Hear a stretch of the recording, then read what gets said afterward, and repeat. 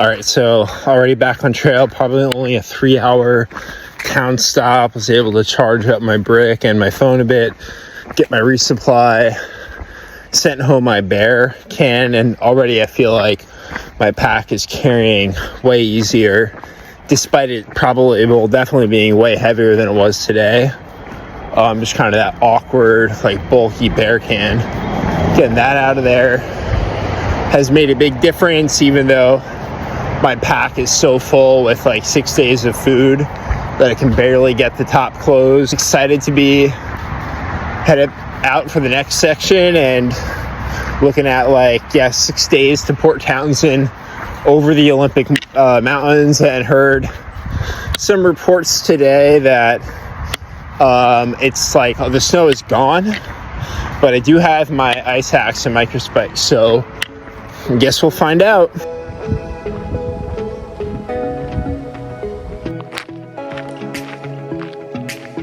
All right, about 75 miles in, and it's the first time I've seen anything acknowledging the existence of this trail.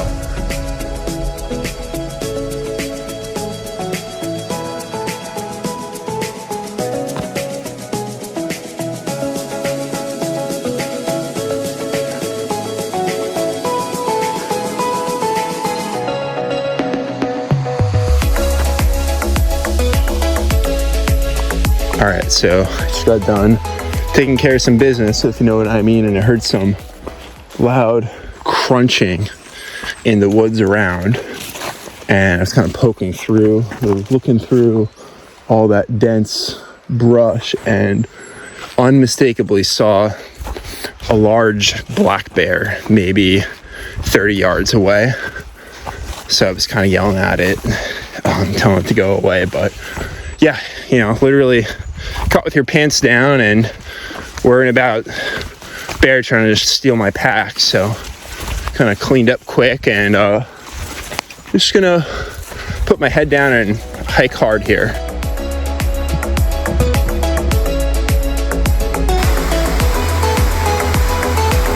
The grouse up there, been attacked by one before, kind of flapped its feathers and kind of bluff charged me.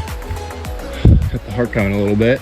All right, so quick update here, having lunch.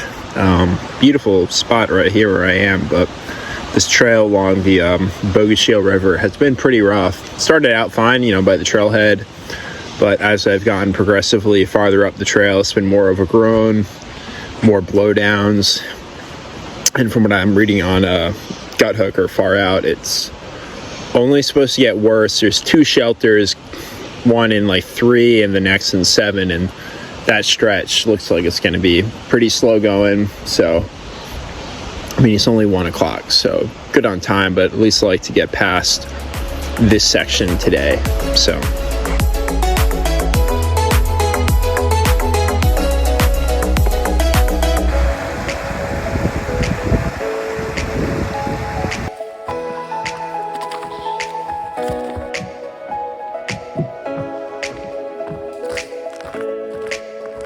first really good view of the Olympic Mountains with the nearly full moon in the background. Blowdowns are mostly cut. I think it was just ones from this season that I had to hop over, but then get to the end and you get up these amazing switchbacks all the way up to 4,000 feet, and it feels doesn't feel like I am in the mountains, which feels good. Nice little crisp chill in the air.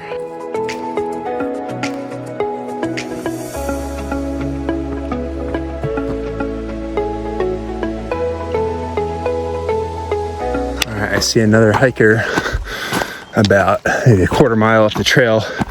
First human I've seen since Thursday and Saturday morning. So I'll catch up to him soon, and probably just a weekend warrior, but nice to talk to someone.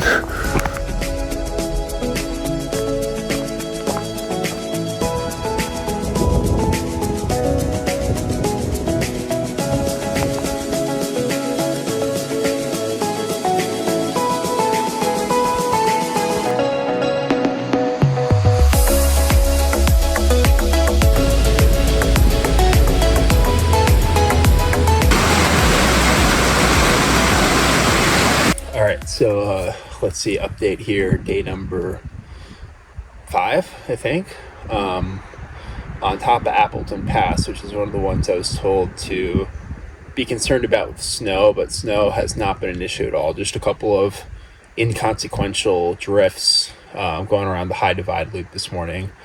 And for as brutal as yesterday was, today was so much better, being up on that divide, and the views were just outstanding and the trail was excellent.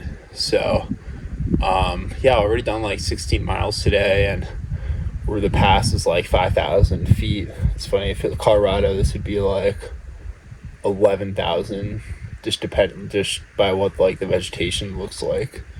But yeah, now we have to go basically all the way back down to sea level, I think like 300 feet from 5,000 feet. And then tomorrow up to the next pass, which is like 6,000 feet. So lots of up and downs, and the Olympics have been beautiful so far. Really, really been enjoying them. So we'll see about that snow on Hayden Pass. I feel like I'm gonna need the ice axe and micropsikes I brought, but we'll see.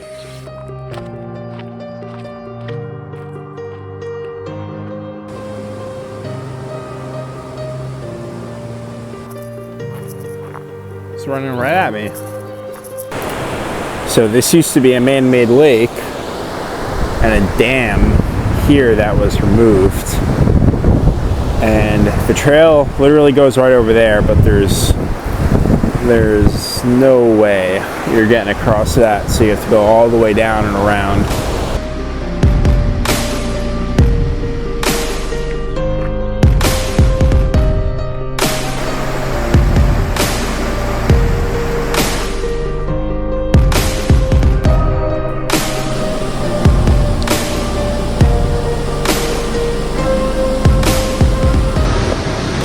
So let's do an update here for day number 6.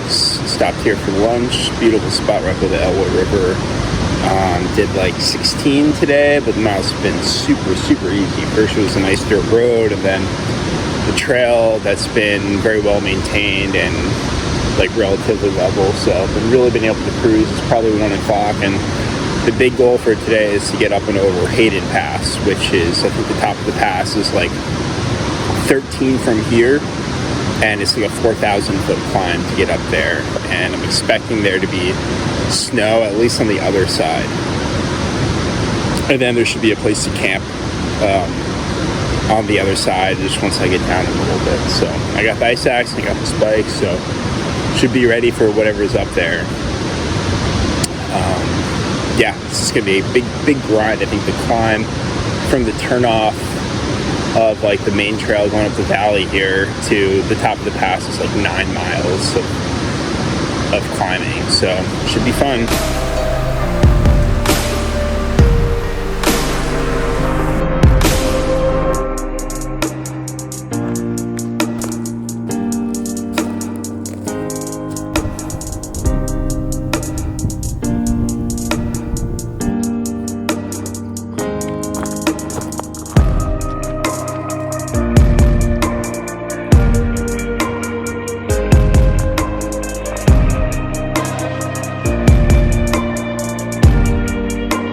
Alright, so we are up on, I'm blanking on the name, Hayden Pass. I've been working for it all day.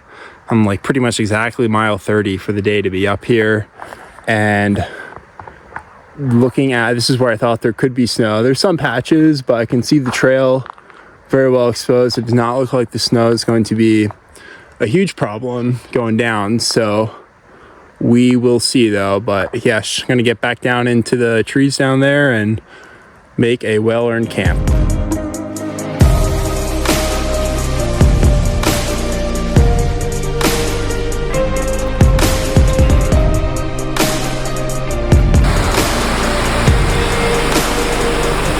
They call it Bear Camp for a reason.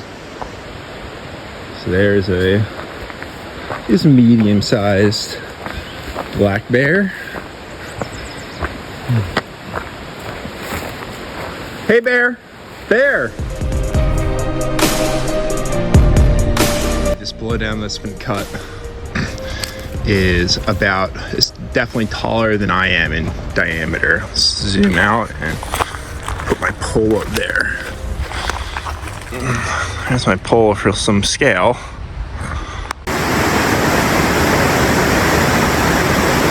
All right, so update here for day number 7.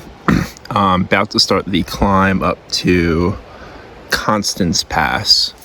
And this one is, I think, the highest one in the Olympics, 6,500. So we'll see if we need any snow gear. I doubt it with how not snowy it's been. Hayden was totally clear yesterday. But yeah, we're at like 2,200 and we're going all the way up to 6,500. And this one's only like 4 miles. So it should definitely be a grunt to get up there. So just kind of getting some fuel in and preparing for this climb. But yeah, it should be a lot of fun. All right, came from Hayden, going up to Constance.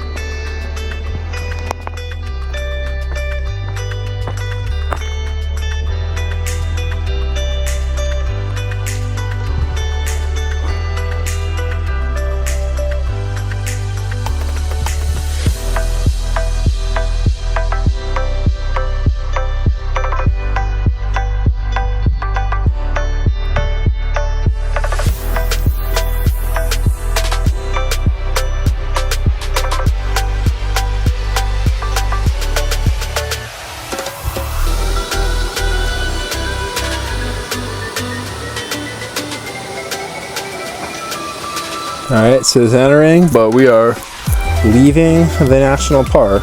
Walked straight across another national park.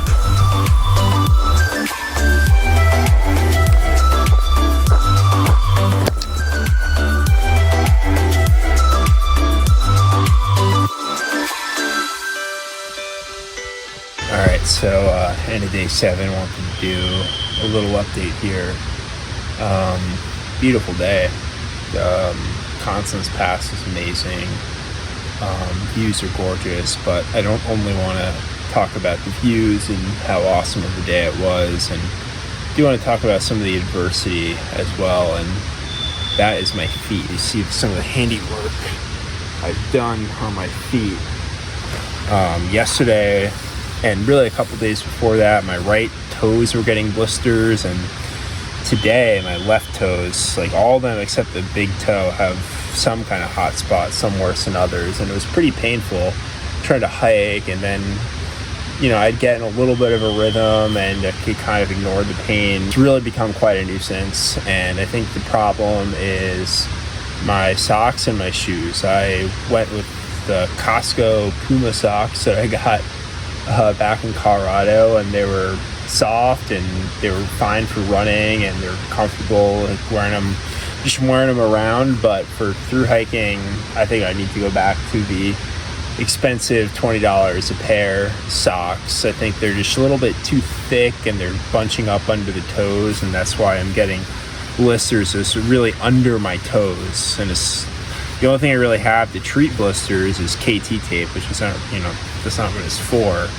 But it does help when I put it on my other toes that I've had blisters on. It has helped. I got Port Townsend coming up in, I think, 40-something miles, and tomorrow the miles should be a lot easier. I was really dragging today. It was hard to get the miles. I did like 27, but I was hoping to do 30 to set me up for going to Trail Angels tomorrow, which I'm looking forward to. So I was hoping to set up a little bit of a shorter day, but that's not going to happen. I have to do like 30 to get there tomorrow, but like I said, it should be easy to get the miles.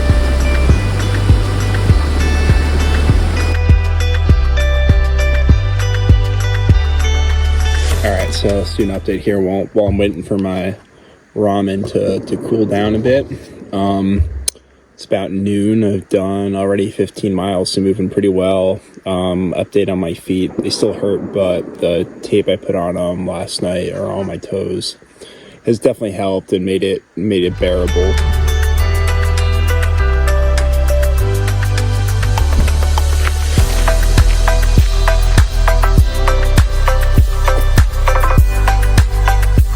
All right, so I just came through this one section that was extremely overgrown, and people on Far Out were commenting about stinging nettles, and I think I found out what those are because my legs are, and maybe it's poison ivy, but both my legs, like my knees up to like where my shorts are, just covered in all these little bumps, to the point where I'm hoping I'm not having some kind of reaction, because I just all of a sudden I'm breaking out everywhere on my legs. So I don't know how much of that is up ahead, but I might want to consider picking up some pants if there's going to be more sections like that, because they're now really, really itchy. But good thing is we shouldn't have a section like that for a while, because they're coming out of the Olympics, and yeah, gonna get down to a road walk here and to the Trail Angels. So hopefully they will have something that can help. I do have some Aquaphor. I like rubbed all over it just now and kind of used hand sanitizer to get it all off of my hands, so if there's a chemical or something. So yeah, keep going.